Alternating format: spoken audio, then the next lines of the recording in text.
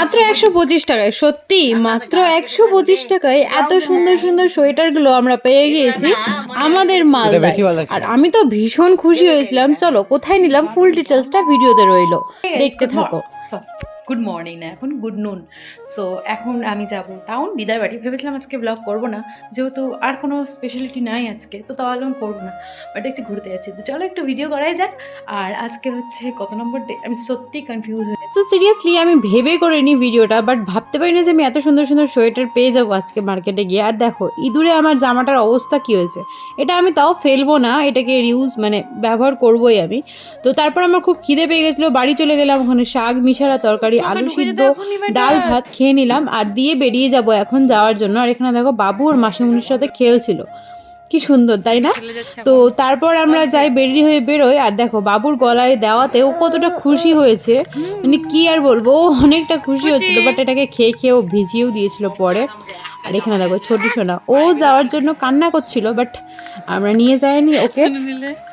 আর কি, তো চলো। আর আমার ভাইটা না খুব বদমাশ, দেখতে পাচ্ছ কেমন করে ভিডিও করবে না। স্কুলের ড্রেসের ভিড় সেই লেভেলের,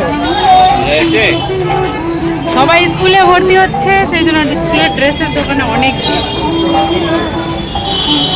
ও এতক্ষণ আমার কোলেই ছিল, বাট ও যে লেভেলের আমাকে জ্বালাচ্ছে, ও সবাইকে ওরকম জ্বালায়। বাইরে দাঁড়িয়ে আছি বই কেনার জন্য। আমার হাজবেন্ড এখন আসবেন। আর আমার বাবুর চোখে লাইনার পরিয়েছি, দেখতে পাচ্ছ, মানে ও ঘুমিয়েছিল, কাজল তো চোখে পড়াতে পারে না, তো ভাবলাম চোখের পাতাতেই পরিয়ে দিয়ে, তার দেখতে ভালোই লাগছিল, মেয়ে মেয়ে লাগছিল, বিটি বিটি। সো দেখো এই প্রচুর মানে প্রচুর বদমাস, ঝুঁকে যাবে ওর এটাই সব বাজে। আর এটার জন্যই দেখবে প্রবলেম হয় প্রচুর কোলে নিতে, মানে ও নিচে নামবে, নিচে ঝুঁকে যাবে পুরোটা। ও ছোট থেকেই এরকমই করে। আমি তো ওকে তাও কোলে নিয়ে ঘুরে নিই, বাট একটু এখন প্রবলেম হয়। আর এখানে দেখো মানে কোর্টের এখানে গাছগুলো এত সুন্দর লাগছে, মনে হচ্ছে এখানে আমাকে থাকতে দিলে আমি থেকে যাব। আর এখানে হয়তো আই থিঙ্ক ব্যাংক আছে, তার জন্য এতটা ভিড়। তারপর আমরা চলে আসি পার্কের সামনে, মানে কোর্টে, যেখানে সেকেন্ড হ্যান্ড বইগুলো পাওয়া যায়। অ্যাকচুয়ালি আমরা তো মিডিল ক্লাস, সো মিডিল ক্লাসরা নতুন বই পারচেস করার ক্ষমতাটা একটু কমই রাখে, মানে প্রয়োজন হলে নেওয়া যাবে, বাট অপ্রয়োজনে নিয়ে তো লাভ নেই। সো এখান থেকে আমরা 1700-1800 টাকার বই কিনি, আর 1800 টাকা ডিসকাউন্ট হয়ে পাই 800 টাকা। হ্যাঁ, 2 টাকা কম, 800 টাকা নিয়েছিল আমাদের এতটা বইয়ে। আর যদি এটা নতুন নিতাম তাহলে ভাবতে পারছো কত টাকা হতো, মানে 2000 ক্রস করে যেত। আর যেখানে আমরা সপ্তাহে মানে দিনে 200 টাকায় আর্নিং করি, তো সেখানে আমাদের এতটা বড় দিকে যাওয়াটা ঠিক হতো না, তাই তার জন্য আমরা কোর্ট থেকেই কিনি। এখানে একটু তো মানে ডিফেক্ট পাবেই বইয়ের মধ্যে, তাও কিনেছিলাম এখানে। আর তারপর আমরা দিদার বাড়ি চলে যাই। দিদার বাড়ির রাস্তাটা ঢালাই হয়েছিল, তাই রাস্তার অবস্থা দেখো, মানে। আর আমার ভাই না ভিডিও করতে পারে না, দেখতে পাচ্ছ লুকিয়ে লুকিয়ে ভিডিও করছে মনে হচ্ছে, আমি ওপেন করছি আর ও লুকিয়ে লুকিয়ে। দেখো রাস্তাতে ইতিমধ্যে অনেক লোক গিয়েছে, আর গিয়ে পায়ে পা একদম ছাপ ছাপ করে দিয়েছে। অ্যাকচুয়ালি রাস্তা মানে যেগুলোতে বাড়ি ঘরের আর কোনো রাস্তা নেই, সেগুলোতে একটু একটু দেখে দেখে মানে আর্ধেক আর্ধেক করে করতে হয়, বাট এরা পুরোটা একসাথে করে দিয়েছে। সো যাই হোক, করেছে ভালো কথা। তো তারপর আমরা চলে যাই দিদার বাড়িতে। আর দিদার বাড়িতে গিয়ে সোয়েটারগুলো পরে, মানে আমি তো খুব এক্সাইটেড ছিলাম সোয়েটারগুলো কখন পরে দেখবো। অলরেডি আমার কিনা হয়ে গিয়েছে, ভিডিও করা হয়নি তখন, যেহেতু বাবু কোলে ছিল। আর ভাই দেখলেই তো বাবু ঝুঁকে যাচ্ছে, সো সেই জন্য। আর সোয়েটার এটা নিয়েছি আমার জন্য, যেটা প্রথমে দেখলে লালটা, ওটা ছিল মায়ের জন্য, আর এটা হচ্ছে আমার জন্য। আমি তো প্রচুর প্রচুর প্রচুর খুশি হয়েছি, আর কি বলবো, আমার খুশির মানে কোনো সীমানা নেই, এত ভালো লাগছিল আমার।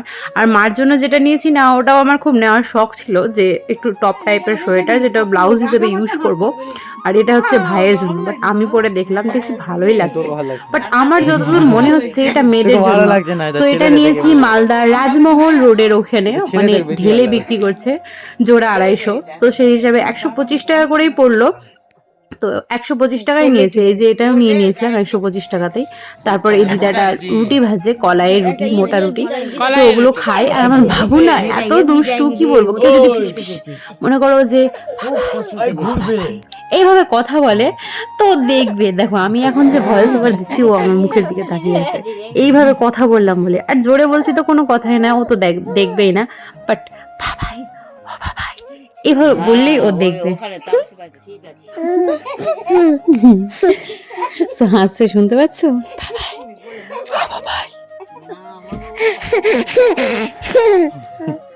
সেখানেও হাসি ঠাট্টা করছিল। যাই হোক, আমার তো ভালোই লাগে ওর এই সবটা, মানে প্রচুর ভালো লাগে। হ্যাঁ ভালো লাগে জানো তুমি। আর এখানে দেখো দিদা আমাকে কত কত দিচ্ছিল, আমিও দিদাকে দিয়েছিলাম। আর বাবু দেখে তো পাগলের মতন হাসি, মানে হাসছিল। আর ভালোই লাগছিল, ওই জন্য আরো বেশি বেশি করে করছিলাম আমরা। আর সোয়েটারটা আমি পরেইছিলাম। তো জানো এই সোয়েটারটা পরে না আমার আসার সময় একটু মানে এক ফোঁটাও ঠান্ডা লাগেনি, কি আর বলবো সত্যি বলতে। তারপর দিদা বাড়িতে ছিল চিলি পনির আর ছিল এটা ফ্রাইড রাইস। সো ওটা খেয়ে নিই, তারপর বেরিয়ে যায় ওখান থেকে। যেহেতু কলাই রুটি খেয়েছিলাম, আর ওটা তিনজনে মিলে ভাগ করে খেয়েছিলাম, মানে দুগাছ করে খেয়ে নিয়েছিলাম। আর ওখান থেকে এখনই যাব আমরা বাড়ির দিকে বেরোবো। সো এখানে দেখো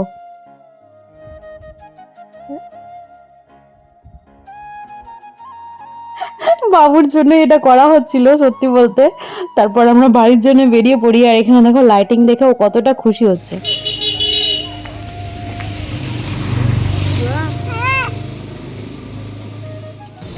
তারপর আমরা কি টোটোতে করে বাড়ি চলে যাই। আর বাবা আজকে আমাদের জন্য কিছু নিয়ে যাবে, তো সেটাও দেখবো। আজকে তো আমি প্রচুর প্রচুর প্রচুর খুশি। বাট জানো আমার না 400 টাকা হারিয়ে গিয়েছে, মানে আমার হাজবেন্ডের কষ্টের দুদিনের ইনকাম হারিয়ে গিয়েছে। আমার প্রচুর আফসোস হচ্ছিল।